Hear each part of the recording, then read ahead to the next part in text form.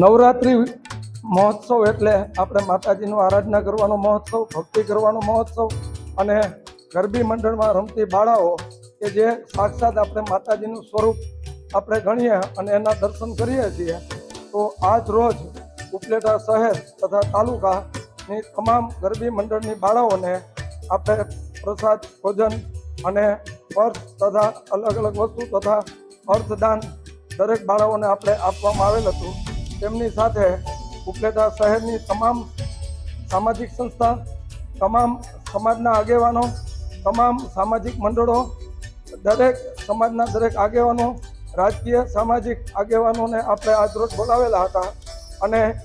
3000 બાળાઓ ઉપલેટા શહેર તથા તાલુકાની બાળાઓને આપણે આજે ભોજન પ્રસાદનું આયોજન કરવામાં આવેલ હતું.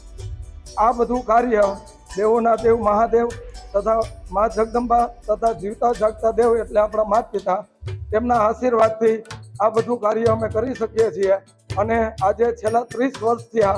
આ કાર્ય અમે કરીએ છીએ. બસ માતાજીને અમારી એક જ પ્રાર્થના છે કે આવું ને આવું કાર્ય